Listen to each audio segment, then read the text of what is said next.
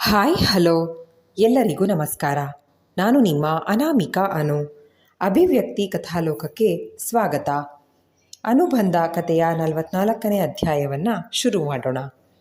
ಅದು ಹಾಗಲ್ಲ ಅಮ್ಮ. ಸಾನ್ವಿ ಮಾತು ಮುಗಿಯೋ ಮೊದಲೇ ಕಣ್ತುಂಬಿಕೊಂಡ ದುರ್ಗಾದೇವಿಯವರು, ನನ್ನ ಮಗಳನ್ನ ನೋಡಬೇಕು, ಅವಳ ಮನೆ ಬಿಟ್ಟು ಹೋಗಿ ಎಷ್ಟೋ ವರ್ಷ ಆಗೋಯ್ತು ಅಂತ ನಾನು ನನ್ನ ದುಃಖ ನಿನ್ನ ಹತ್ರ ಹೇಳ್ಕೊಂಡಾಗ, ಅಜ್ಜಿ ನಿಮ್ಮ ಮಗಳು ಎಲ್ಲೇ ಇದ್ದರೂ ಹುಡುಕಿ ಕರ್ಕೊಂಡು ಬರ್ತೀನಿ ಅಂದಿದ್ಯಲ್ಲ ಪುಟ್ಟ. ಆದರೆ ಈಗ ನನ್ನ ಮಗಳು ಬದುಕೇ ಇಲ್ಲ. ಬದಲಿಗೆ ನಮ್ಮ ಮನೆ ಸೊಸೆ ನೀನೇ, ನನ್ನ ಮಗಳ ಅಂಶ ಅಂತ ಗೊತ್ತಾದ ಮೇಲೆ ನೀನೇ ಹೀಗೆ ನನಗೆ ನೋವು ಕೊಡಬಹುದಾ ಎಂದರು. ಅಜ್ಜಿಯನ್ನು ಕಾಡಿಸೋ ಆಸೆ ಇದ್ದರೂ ಅವರ ಕಣ್ಣೀರನ್ನು ಸಾನ್ವಿ ಕೈನಲ್ಲಿ ನೋಡೋಕ್ಕಾಗಲಿಲ್ಲ. ತಕ್ಷಣ ಅವರ ಹತ್ರಕ್ಕೋಗಿ ಅವರ ಕೊರಳು ಬಳಸಿದವಳು, ಅಯ್ಯೋ ಅಜ್ಜಿ, ಸುಮ್ಮನೆ ತಮಾಷೆ ಮಾಡಿದೆ. ಈಗೇನು ನೀವು ತಿನ್ನಿಸ್ಬೇಕಾ? ಸರಿ ತಿನ್ನಿಸಿ ಅಂತ ಅವರ ಕೈಯಿಂದ ತಿಂಡಿ ತಿನ್ನಿಸ್ಕೊಳ್ತಾ ಇದ್ದ ಹುಡುಗಿ ಮೇಲ್ನೋಟಕ್ಕೆ ನಗ್ತಾ ಇದ್ರೂ ಮನಸ್ಸಿನಲ್ಲಿ ಸಾವಿರಾರು ಪ್ರಶ್ನೆಗಳು ಎದ್ದಿದ್ವು. ಅದನ್ನು ಯಾರ ಬಳಿ ಹೇಳ್ಕೊಳ್ಳೋದು ತೋಚದೆ ಸುಮ್ಮನೆ ಆಗಿದ್ಲು. ತಿಂಡಿ ನಂತರ ತನ್ನ ತವರಿನವರನ್ನು ಅಜ್ಜಿ, ಅತ್ತೆ, ಸೂರಜ್ ಜೊತೆಯಾಗಿ ಬೀಳ್ಕೊಟ್ಟು ಬಂದ ಸಾನ್ವಿ ತಲೆನೋವಿನ ನೆಪ ಹೇಳಿ ತನ್ನ ರೂಮ್ ಸೇರಿಕೊಂಡ್ಳು. ಅವಳ ಹಿಂದೆಯೇ ತಾನು ರೂಮ್ಗೆ ಹೋದ ಸೂರಜ್ ಹಾಸಿಗೆ ಮೇಲೆ ಮಲಗಿದ್ದ ಹುಡುಗಿಯ ಪಕ್ಕ ಉರುಳಿಕೊಂಡ. ಸಾನ್ವಿಯ ಮುಖ ಬಾಡಿರೋದನ್ನು ಕಂಡ ಸೂರಜ್ ಅವಳನ್ನು ಬಳಸಿದವನು, ನನ್ನ ಇಲಿಮರಿ ಯಾಕೋ ಸಪ್ಪಗಿದೆ, ಏನಾಯಿತು? ಹೋ, ತಲೆನೋವಲ್ವಾ ಅಂತ ಕೇಳಿ ಎದ್ದು ಕೂತವನು ಅವಳನ್ನು ಮಡಿಲ ಮೇಲೆ ಮಲಗಿಸ್ಕೊಂಡು ಅವಳ ಹಣೆಯನ್ನು ನೀವ್ತಾ, ಆಮೇಲೆ ನಿನ್ನ ಕೂದಲಿಗೆ ಸ್ವಲ್ಪ ಎಣ್ಣೆ ಹಚ್ಚಿ ಮಸಾಜ್ ಮಾಡ್ತೀನಿ, ತಲೆನೋವೆಲ್ಲ ಮಾಯ ಆಗತ್ತೆ ಸಾನು. ನೀನು ತುಂಬ ಹತ್ತಿದ್ದಕ್ಕೆ ಹೀಗೆ ತಲೆನೋವ್ತಾ ಇರಬೇಕು. ಒಂದು ಸ್ಟ್ರಾಂಗ್ ಕಾಫಿ ಕುಡಿತೀಯಾ? ಸ್ವಲ್ಪ ಬೇಗ ಆರಾಮ್ ಸಿಗುತ್ತೆ ಅಂತ ಕೇಳ್ದ. ಸೂರಜ್ ಕಾಳಜಿಗೆ ಮನಸ್ಸೋತ ಸಾನ್ವಿ, ನನಗೆ ಇಷ್ಟು ಕೇರ್ ಮಾಡ್ತಾ ಇರೋದಕ್ಕೆ ಥ್ಯಾಂಕ್ಸ್ ಸೂರಿ. ಆದರೆ ನಿಜ ಹೇಳಬೇಕಂದ್ರೆ ನನಗೆ ತಲೆನೋವಿಲ್ಲ. ಅದು ಕೆಳಗಡೆ ಇದ್ದಿದ್ರೆ ಅಜ್ಜಿ ಜೊತೆ ಏನು ಮಾತಾಡಬೇಕು ಅಂತ ಗೊತ್ತಾಗ್ತಾ ಇರಲಿಲ್ಲ. ಅದಕ್ಕೆ ತಲೆನೋವಿನ ನೆಪ ಮಾಡಿ ಬಂದ್ಬಿಟ್ಟೆ. ಅವ್ರ ಮೇಲೆ ನನಗೆ ಕೋಪ, ಬೇಸರ ಏನೂ ಇಲ್ಲ. ಆದರೆ ಇದ್ದಕ್ಕಿದ್ದ ಹಾಗೆ ಅವರ ಅತಿಯಾದ ಪ್ರೀತಿನ ನನಗೆ ಅರ್ಗಿಸ್ಕೊಳ್ಳೋದಕ್ಕೆ ಆಗ್ತಿಲ್ಲ. ನನ್ನ ಪ್ರಾಬ್ಲಮ್ ಅರ್ಥ ಆಗ್ತಾ ಇದೆಯಾ ನಿಮಗೆ? ಆಮೇಲೆ ಸೂರಿ, ಏನೋ ಹೇಳಬೇಕು, ಕೋಪ ಮಾಡ್ಕೋಬೇಡಿ. ನನಗೆ ನನ್ನ ಅಪ್ಪನನ್ನು ನೋಡಬೇಕು ಅಂತ ಆಸೆ ಆಗ್ತಿದೆ. ಈ ಅಪ್ಪ ಎಂದು ನನ್ನ ಮಗಳು ಅಂತ ಮುದ್ದು ಮಾಡಿದವರಲ್ಲ, ನನಗೆ ಒಂದೇ ಒಂದು ಚಾಕ್ಲೇಟ್ ಸಹ ತಂದುಕೊಟ್ಟಿಲ್ಲ. ಅದಕ್ಕೆ ಇಂಥ ಅಪ್ಪನ ಹತ್ರ ನಾನು ಯಾಕೆ ಬಿಟ್ಟು ಹೋದ್ರಿ ಅಂತ ನಾನು ಆ ಅಪ್ಪನ ಕೇಳಬೇಕು. ಅದಕ್ಕಿಂತ ಮುಖ್ಯವಾಗಿ ಅಮ್ಮನನ್ನು ಪ್ರೀತಿಸಿ ಮದುವೆ ಆದವರು ಅದು ಹೇಗೆ ಅವ್ರ ಮಗಳನ್ನು ಅಷ್ಟು ಸುಲಭಕ್ಕೆ ಮರೆತುಬಿಟ್ರು? ಇಷ್ಟು ವರ್ಷದಲ್ಲಿ ಒಂದು ಸಾಲಿನೂ ಅವರಿಗೆ ನನ್ನ ನೆನಪು ಬಂದಿಲ್ವಾ ಅಂತ ಕೇಳಬೇಕು. ಅದಕ್ಕೆ ಅವರನ್ನು ಹುಡ್ಕೋಕೆ ನನಗೆ ಹೆಲ್ಪ್ ಮಾಡ್ತೀರಾ ಸೂರಿ ಎಂದಳು. ಖಂಡಿತ ಸಹಾಯ ಮಾಡ್ತೀನಿ. ಇವತ್ತೇ ಅವ್ರ ಫೋಟೋನ ನನ್ನ ಫ್ರೆಂಡ್ಗೆ ಕೊಟ್ಟು ಹುಡುಕಿಸೋಕೆ ಹೇಳ್ತೀನಿ. ಆದರೆ ಅದಕ್ಕೆ ಫೀಸ್ ಆಗುತ್ತೆ ಸಾನು ಎಂದವನ ಇರಾದೆ ಅರಿಯದ ಸಾನ್ವಿ, ಈ ತಿಂಗಳು ನನಗೆ ಅರ್ಧ ಸಂಬಳ ಬರೋದು ಡೌಟು, ಅಂಥದ್ರಲ್ಲಿ ನಿಮ್ಮ ಫೀಸ್ ಬೇರೆ. ಹೋಗಿ ಸೂರಿ, ನಿಮ್ಮ ಫೀಸ್ ನಾನು ಮುಂದಿನ ತಿಂಗಳು ಕೊಡ್ತೀನಿ ಎಂದ ಹುಡುಗಿಯ ಮುದ್ದು ಮಾತುಗಳನ್ನು ಕೇಳಿ ನಕ್ಕ ಸೂರಜ್, ಅಯ್ಯೋ, ಈ ನನ್ನ ಮುದ್ದು ಆಗಾಗ ಪೆದ್ದು ಮರಿ ಹಾಗಾಡುತ್ತೆ.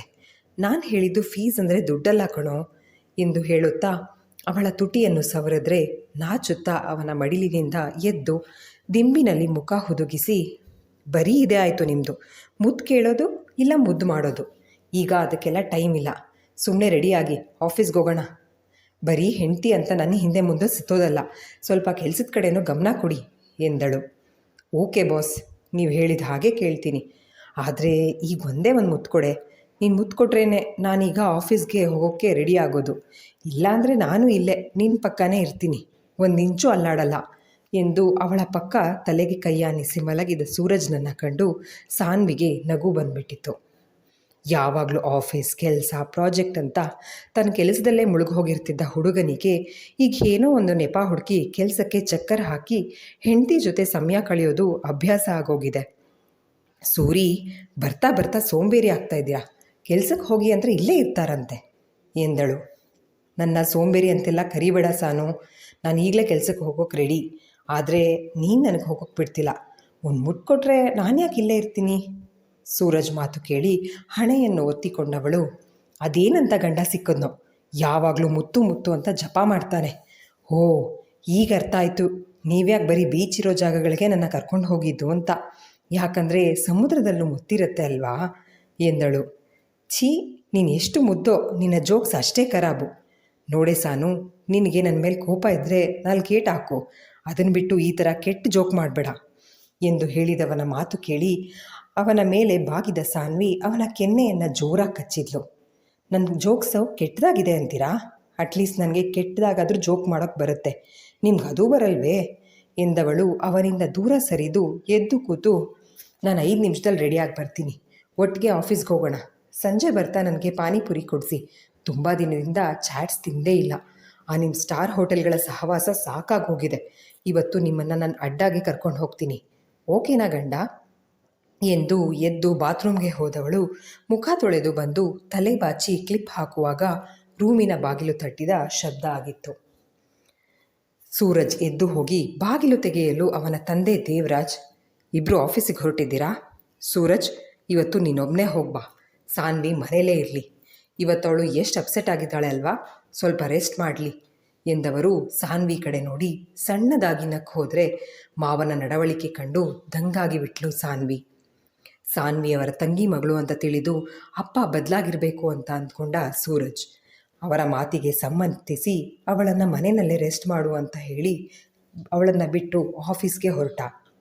ಕಾರ್ ತನಕ ಹೋಗಿ ಸೂರಜ್ನನ್ನು ಬೀಳ್ಕೊಟ್ಟ ಸಾನ್ವಿ ತಕ್ಷಣ ಮನೆಯೊಳಗೆ ಬರದೆ ಗಾರ್ಡನ್ನಲ್ಲೇ ಸ್ವಲ್ಪ ಹೊತ್ತು ವಾಕ್ ಮಾಡಿ ನಂತರ ಅಲ್ಲೇ ಸ್ವಿಮ್ಮಿಂಗ್ ಪೂಲ್ನಲ್ಲಿ ಕಾಲನ್ನು ಇಳಿಬಿಟ್ಟು ಕೂತಲು. ಇವಳು ಒಬ್ಬಳೇ ಇರೋದನ್ನು ಗಮನಿಸಿ ಅವಳ ಬಳಿ ಬಂದ ದೇವರಾಜ್, ಬಿಟ್ಟಿ ಸಿಕ್ತು ಅಂತ ಆಸ್ತಿ ಹೊಡ್ಕೊಳ್ಳೋ ಪ್ಲ್ಯಾನ್ ಇದೆಯಾ? ಇಲ್ಲ ಮರ್ಯಾದೆಯಾಗಿ ನನ್ನ ತಂಗಿ ಹೆಸರಲ್ಲಿರೋ 100 ಎಕರೆ ಜಾಗನ ನನ್ನ ಸೊಸೆ ಹೆಸರಿಗೆ ಬರೆದು ಕೊಡ್ತೀಯಾ? ಕಟುವಾಗಿ ಮಾತನಾಡಿದ ಮಾವನ ಕಡೆ ಅಚ್ಚರಿಯಲ್ಲಿ ನೋಟ ಬೀರಿದ ಸಾನ್ವಿ ಹೋಗಿ ಅವರ ಮುಂದೆ ನಿಂತು, ಮಾವ, ವಾವ್, ನಿಮ್ಮನ್ನು ಈಗ ಮಾವ ಅಂತ ಕರೆಯೋಕೆ ಏನೋ ಒಂಥರ ಖುಷಿ ಆಗ್ತಿದೆ. ಆಗಲೇ ಸೂರಜ್ ಎದುರಿಗೆ ನೀವೆಷ್ಟು ಸ್ವೀಟಾಗಿ ಮಾತಾಡಿದ್ರಿ, ಆದರೆ ಈಗೇನಾಯಿತು? ಓ, ನಾನು ನಿಮ್ಮ ಮಗನ ಹೆಂಡತಿ ಅಂತ ನಿಮಗೆ ಇನ್ನೂ ಒಪ್ಕೊಳ್ಳೋ ಕಷ್ಟ ಆಗ್ತಾ ಇದೆಯಾ? ಆದರೆ ಈಗ ನನ್ನ ನೀವು ಸೊಸೆ ಅಂತ ಒಪ್ಕೊಳ್ಳಿಲ್ಲ ಅಂದರೂ ನಾನು ಈ ಮನೆ ಸೊಸೆನೇ ಅಲ್ವಾ ಮಾವ? ಅದೆಲ್ಲ ಬಿಡಿ, ಏನು ಬೇಕು ನಿಮಗೆ? ಜಾಗನ 100 ಎಕರೆ ಕೊಡೋಣ, ಅದಕ್ಕೇನಂತೆ. ಆದರೆ ಅದಕ್ಕೂ ಮೊದಲು ಒಬ್ಬ ಒಳ್ಳೆ ಬಿಸ್ನೆಸ್ಮನ್ ಥರ ನನ್ನ ಜೊತೆಗೆ ಡೀಲಿಂಗ್ ಮಾಡ್ಕೊಳ್ಳಿ ಮಾವ. 1 ನಿಮಿಷ, ಡೀಲಿಂಗ್ ಅಂದ ತಕ್ಷಣ ನಿನಗೆ ದುಡ್ಡು ಕೊಡಲ್ಲ ಬಿಕಾರಿ ಅಂತ ಹೈಪರ್ ಆಗಬೇಡಿ.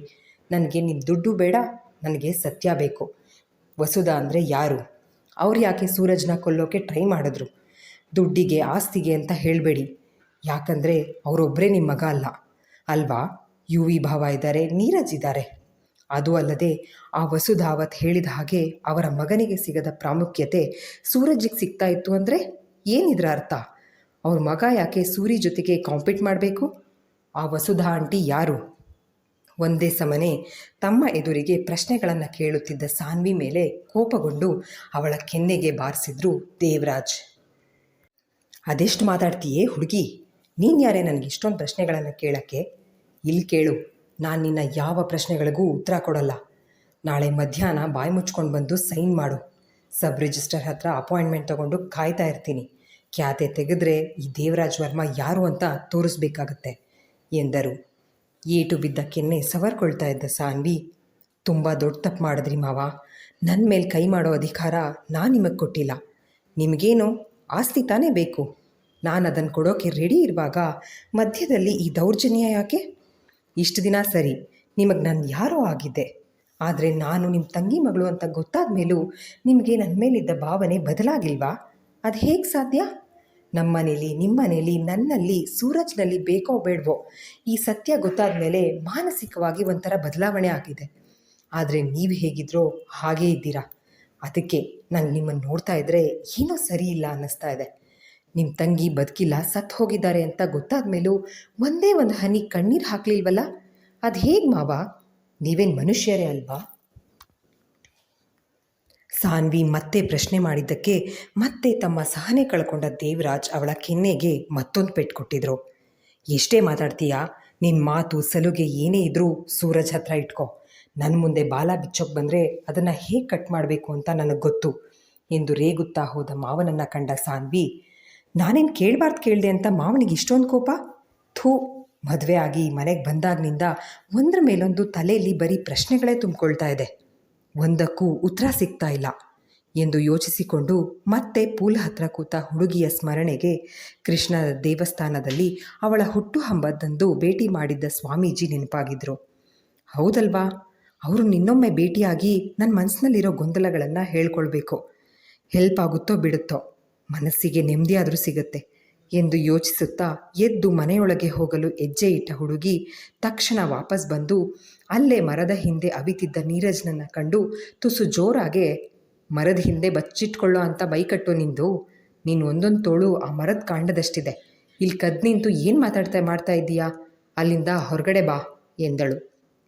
ಸಾನ್ವಿ ಮಾತು ಕೇಳಿ ಅವಳ ಎದುರಿಗೆ ಬಂದ ನೀರಜ್, ನೀನು ಅಪ್ಪನ ಹತ್ರ ಅದ್ಯಾವುದೋ ಹೆಂಗಸಿನ ವಿಷಯ ಮಾತಾಡ್ತಾ ಇದೆಯಲ್ಲ, ಏನು ವಿಷಯ? ವಸುಧಾ ಅಂದರೆ ಯಾರು?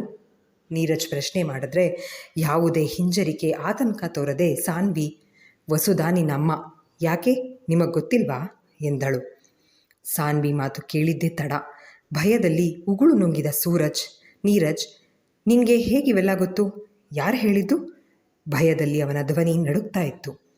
ಅವನಿಗೆ ಏನೂ ಉತ್ತರ ಕೊಡದೆ ನಗುತ್ತಾ ಅಲ್ಲಿಂದ ಮನೆಯೊಳಗೆ ಹೆಜ್ಜೆ ಹಾಕುತ್ತಾ ಸಾನ್ವಿ, ಸುಮ್ಮನೆ ನೋಡೋಣ ಅಂತ ಒಂದು ಕಾಳು ಹಾಕ್ತೆ, ಹಕ್ಕಿ ತಾನಾಗೆ ಬಲೆಗೆ ಬಿತ್ತು. ಹಾಗಾದರೆ ನನ್ನ ಡೌಟ್ ಸರಿಯಾಗೇ ಇದೆ. ಈ ನೀರಜ್ ನನ್ನ ಅತ್ತೆ ಜಾನಕಿ ಮಗ ಅಲ್ಲ, ಆದರೆ ಅವ್ರು ಇವನನ್ನು ನನ್ನ ಮಗ ಅಂತಾರಲ್ಲ.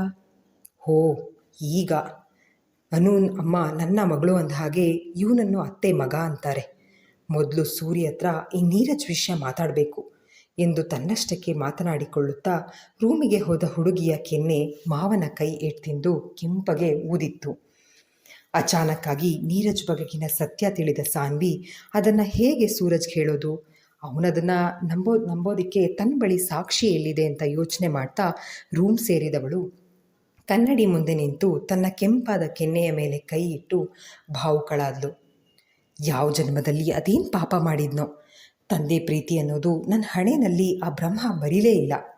ಹೆತ್ತ ಅಪ್ಪ ನನ್ನ ಬಿಸಾಕ್ ಹೋದ, ಸಾಕಿದಪ್ಪನಿಗೆ ನಾನು ಯಾವಾಗಲೂ ಬೇಡ್ದವಳೆ. ಇನ್ನು ಮಾವ, ಅವರಾದರೂ ಒಳ್ಳೆಯವರು ಸಿಕ್ಕಿದ್ರೆ ಎಷ್ಟು ಚೆನ್ನಾಗಿರೋದು. ಆದರೆ ನಾನು ನೋಡಿದ್ರೆ ಸಾಕು, ಒಳ್ಳೆ ಕಂಸನ್ ಥರ ಆಡ್ತಾರೆ ಎಂದು ಕಣ್ಣೀರು ಹಾಕುತ್ತಾ ಇದ್ದ ಹುಡುಗಿ ರೂಮ್ ಬಾಗಿಲು ತೆರೆದಿದ್ದಕ್ಕೆ ಯಾರೆಂದು ನೋಡಲು ತಟ್ಟೆ ತುಂಬ ಹಚ್ಚಿದ ಹಣ್ಣುಗಳನ್ನು ಹಿಡಿದು ಬಂದಿದ್ರು ಅವಳ ಅಜ್ಜಿ ದುರ್ಗಾದೇವಿ.